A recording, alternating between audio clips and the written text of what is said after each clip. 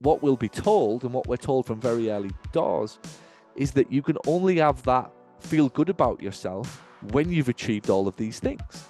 So it's the chicken and the egg. It's like, well, I can't have that until I feel good about myself, and I'm not going to feel good about myself until I get that. People who are having levels of success that you aspire to or want or would like to have in life, my experience has been, and I'm yet to be proved or prove myself otherwise, it is very ordinary people doing extraordinary things, right? It's just they set a set of standards, a goal that's loftier than most people's. They are a little bit more curious. Standards are a little bit higher. Habits are positive rather than negative. They are generally very, very ordinary people from very ordinary backgrounds with very ordinary upbringings who set a set of extraordinary goals, subscribe to extraordinary standards and habits. But really, they are very, very, very ordinary people. And I mean that respectfully. Like, there's nothing wrong with that. Like, that's who they are, and who ultimately, when you lift the hood on them, it's pretty boring, like normal girls that watch TV and go to the toilet in the exact same way that you and I do. And that should thrill everybody. But again, that's not what we're allowed to believe.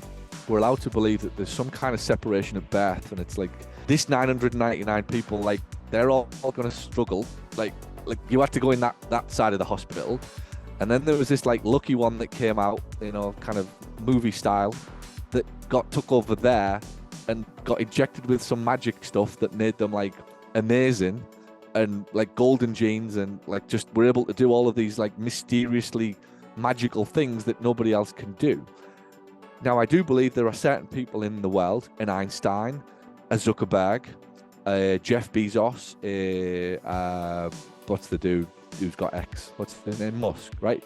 I do often wonder if there's something in that cocktail mix, right? That there's just like, oh, that's genius, right? There's just definitely something in 1 out of 10 million. 1 in 10 million, probably 1 in 100 million.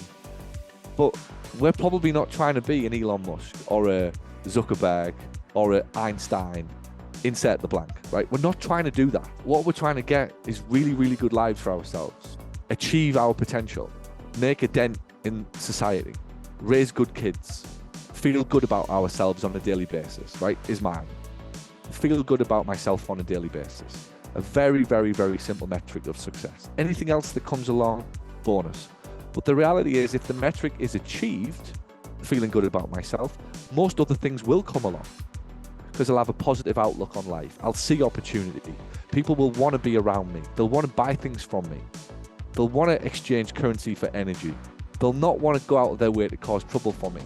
Something happens when that type of life exists, right? But what we'll be told, and what we're told from very early doors, is that you can only have that feel good about yourself when you've achieved all of these things. So it's the chicken and the egg. It's like, well, I can't have that until I feel good about myself, and I'm not going to feel good about myself until I get that. So what do I do? And whose fault is this? Who do I blame? Where do I go to shout at somebody? Where's the next riot that I can take part in? Because I've got this pent-up energy, and it's your fault. I got to tell you, and if I shout at you, I've given you the energy for a little bit. So I feel good for 20 minutes. I've just released it all. But the problem is, it's back tomorrow. So what do I do then? Well, I have to do it all over again. I have to shout a bit louder this time. I have to rant a bit more. I definitely have to get noticed. So instead of a peaceful protest, I have to put some windows through. Now you listen. The energy will definitely go this time. And on and on and on and on it goes.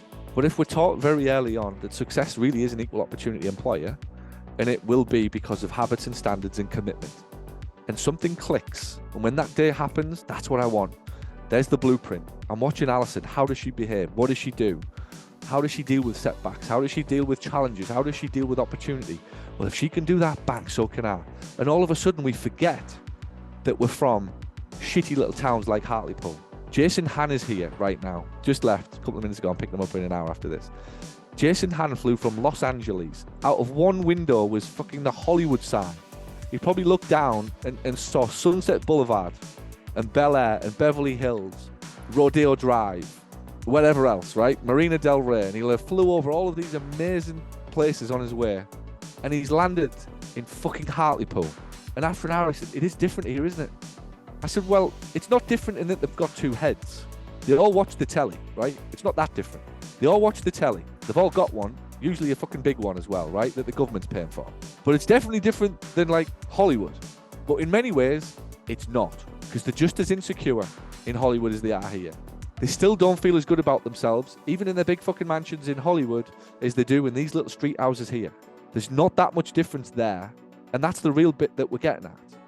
And what you'll get when you unpick all of this and you unravel all of it, you realize that there isn't any difference. We're just allowed to believe that there is.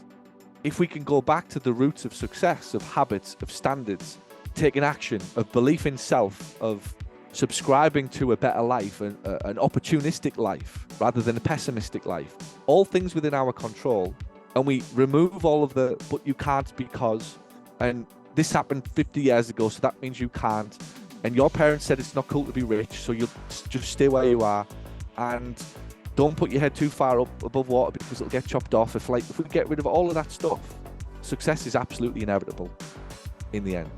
You realize that there is a set of habits, standards, ways of living, ways of thinking that inevitably takes you towards a goal, inevitably takes you naturally towards outcomes, towards overcoming obstacles and challenges that every single one of us lives with on a daily basis.